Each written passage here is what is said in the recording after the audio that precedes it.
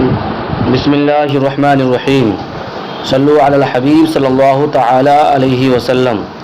معزز طلباء کرام، کل کے سبق میں ہم نے اسماء موصولہ، اسماء افعال اور اسماء اصوات کو پڑھا۔ آج ہم انشاءاللہ اس میں غیر متمکن کی باقی قسموں کو پڑھیں گے۔ مصنف علیہ رحمہ بیان کر رہے ہیں ششم اسماء ظروف، یعنی چھٹی قسم ہے اسم ظرف۔ اسم ظرف کی تعریف کیا ہے؟ اسم ظرف وہ اسم ہے جو فعل کے واقع ہونے کے زمانے پر دلالت کرے یا فعل کے واقع ہونے کے مکان پر دلالت کرے، یعنی یا تو اس میں زمانہ پایا جائے گا یا مکان کا معنی پایا جائے گا۔ مثال کے طور پر مقتل، اس کے دو معنی کر سکتے ہیں۔ مقتل ایک ہے معنی اس کا قتل کرنے کی جگہ، تو یہ ہوا اسم ظرف مکانی، اور اگر یہ معنی لیں مقتل قتل کرنے کا زمانہ تو ہوا اسم ظرف زمانی۔ اور جس وقت اسم ظرف کے اندر زمانے کا معنی پایا جائے، دھیان رکھنا، جس وقت اسم ظرف کے اندر زمانے کا معنی پایا جاتا ہے تو اسی اسم ظرف زمانی کو مصدر میمی کے نام سے بھی یاد کرتے ہیں۔ یعنی مصدر میمی کا معنی اسی اسم ظرف سے لے لیا جاتا ہے، کب؟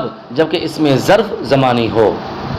بہرحال اسم ظرف کی دو قسمیں ہوتی ہیں،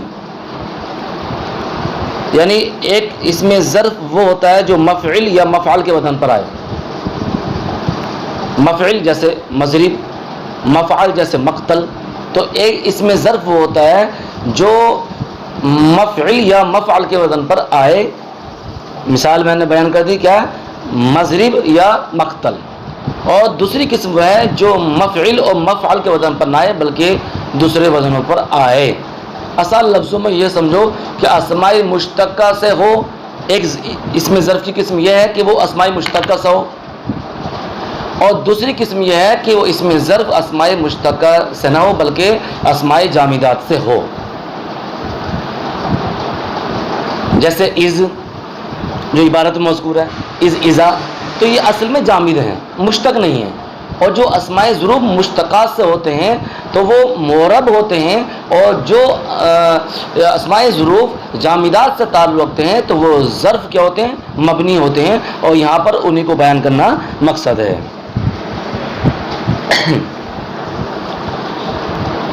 جو اسماء مشتقہ سے ہوتے ہیں تو وہ خاص فعل کے زمانے یا مکان پر دلالت کرتے ہیں، اور جو اسماء مشتقہ سے نہیں ہوتے ہیں، جو کہ مبنی ہوتے ہیں، تو وہ مطلق فعل کے ضرب پر دلالت کرتا ہے، وہ مطلق فعل کے ضرب پر دلالت کرتا ہے۔ اور اس جگہ پر یعنی عبارت میں جو مذکور ہے اسی قسم کو ذکر کیا گیا ہے جو کہ مبنی ہوتی ہے۔ بیان کر رہے ہیں ششم اسماء ظروف، چھٹی قسم ہے اسم ظرف، اور اسم ظرف کی یہاں پر دو قسمیں ہیں زمان و مکان کے اعتبار سے، ظرف زمان اور ظرف مکان۔ ظرف زمان میں کیا جاتے ہیں ان کو بیان کر رہے ہیں، از، اذا، متا، کیفا، ایانا، امسے، مز، منذ، وقت، وعوض، وقبل، وبعد۔ تو یہ تمام اسما جو ہیں یہ اسم ظرف زمانی سے تعلق رکھتے ہیں۔ مثال کے طور پر از ہے تو از جو ہے یہ مبنی پر سکون ہوتا ہے اور زمان ماضی کے لیے آتا ہے، یعنی زمان ماضی کے لیے آتا ہے۔ مثال کے طور پر آپ نے کہا جاء زید اذ عمرو نائم، کہ زید آیا جبکہ عمر سو رہا تھا۔ تو اب یہاں پر اذ نے زمان ماضی کا معنی دیا، اور یہ اذ جو ہے یہ مبنی پر سکون ہوگا۔ وہ اذا بھی مبنی پر سکون ہے، لیکن یہ زمان ماضی کے لیے نہیں استعمال ہوتا بلکہ مستقبل کے لیے استعمال ہوتا ہے۔ جیسے قرآن شریف میں ہے اذا جاء نصر اللہ والفتح، جب اللہ تعالیٰ کی مدد آئے گی، تو مستقبل کا معنی دیا۔ جیسے حاشیے میں مثال ہے آتی کا اذا الشمس طالعۃ، میں تیرے پاس آؤں گا جبکہ سورج طلوع ہوگا۔ تو یہاں پر بھی اذا مستقبل کے لیے خاص ہے، یعنی اذا مستقبل کا معنی دیتا ہے اور از زمان ماضی کا معنی دیتا ہے. متا ہے, متا بھی مبنی پر سکون ہے, یعنی سکون پر مبنی ہے. جیسے اور یہ استفہام کے لیے استعمال ہوتا ہے. جیسے کہتے ہیں مت الساعۃ, قیامت کب آئے گی, قیامت کب آئے گی. اور استقبال کا معنی دیتا ہے. استفہام کے لیے ہے لیکن استقبال کا معنی دیتا ہے. جیسے مت الساعۃ, قیامت کب ہے, قیامت کب آئے گی. کیفا یہ مبنی بر فتح ہے. یہ اصل اس میں ظرف نہیں ہے بلکہ مجازن اس میں ظرف کہہ دیا جاتا ہے, اور یہ حالت دریافت کرنے کے لیے آتا ہے.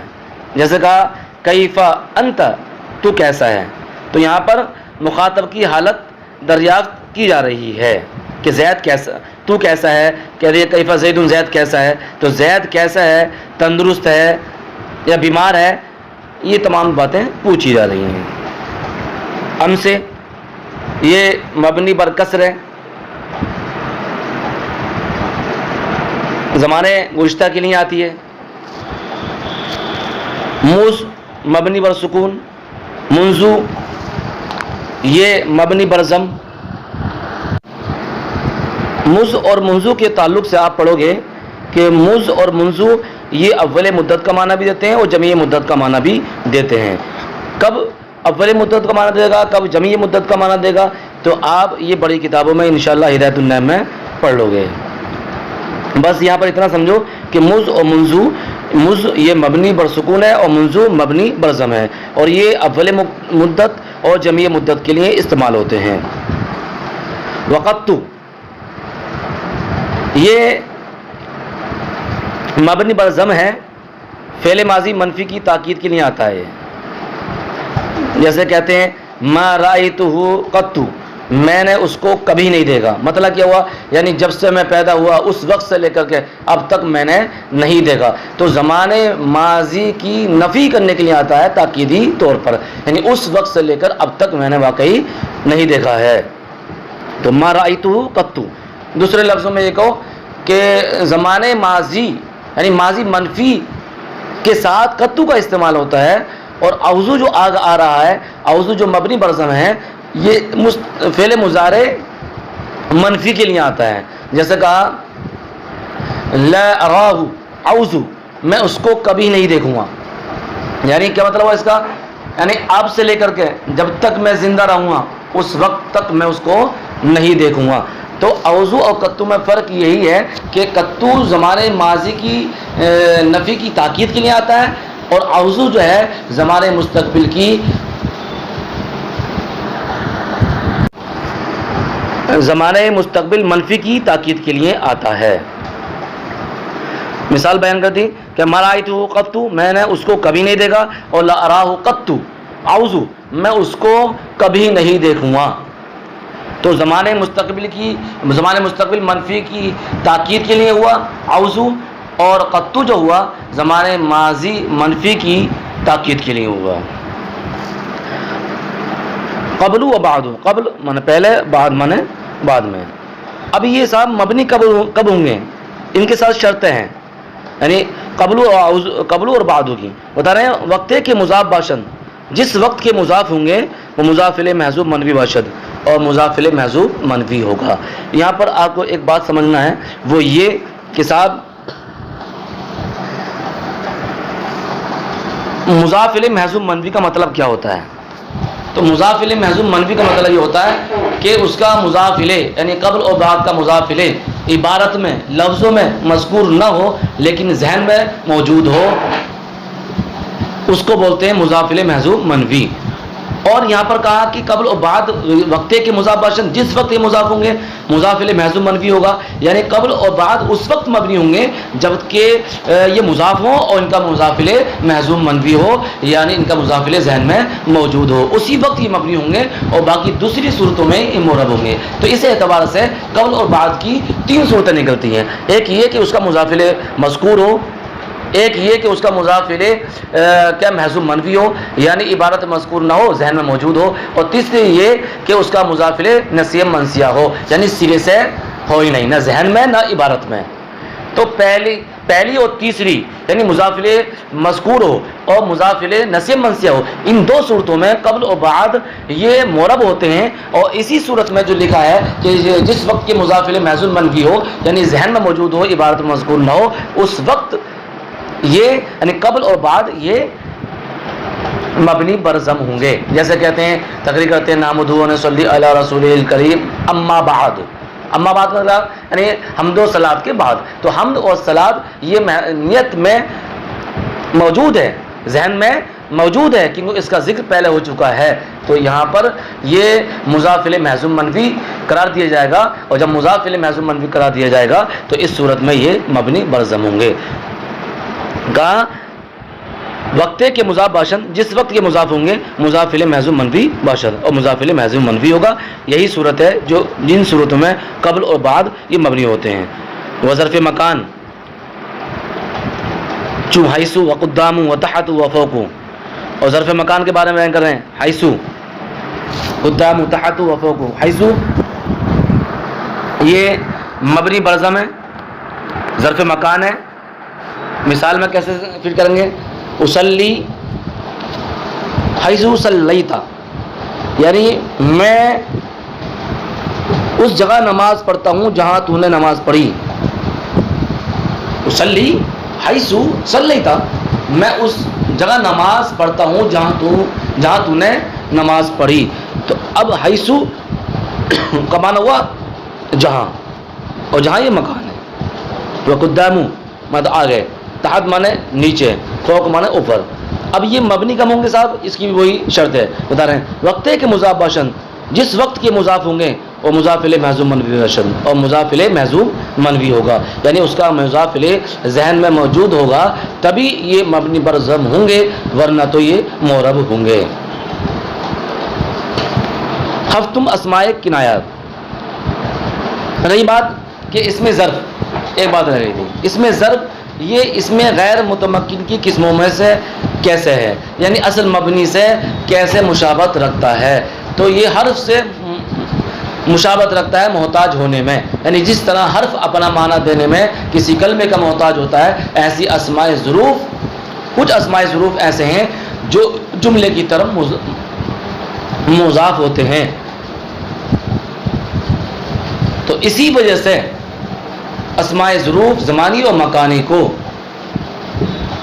مبنی قرار دیا، یعنی اس کو حرف سے مشابہت ہے محتاج ہونے میں، جس طرح حرف محتاج ہوتا ہے وہ کرنے کی طرف محتاج ہوتا ہے، اور یہ جملے کی طرف محتاج ہوتے ہیں۔ ہفتم اسماء کنایات، ساتویں قسم ہے اسماء کنایات۔ اس میں کنایہ کی تعریف کیا؟ اس میں کنایہ وہ اسم ہے جو کسی معین چیز پر دلالت کرے لیکن اس کی دلالت صراحتاً موجود نہ ہو۔ دوسرے طریقے سے تعریف یہ بھی کر سکتے ہیں کہ اس میں کنایہ وہ اسم ہے جو مبہم عدد اور مبہم بات پر دلالت کرے۔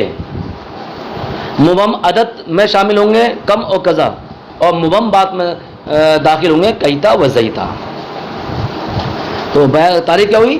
ایک تعریف تو وہی جو حاشیے میں لکھی ہوئی ہے نو میر کے، وہ یہ کہ وہ کنایہ وہ اسم ہے جو کسی معین چیز پر دلالت کرے لیکن اس کی دلالت صراحتاً نہ ہو۔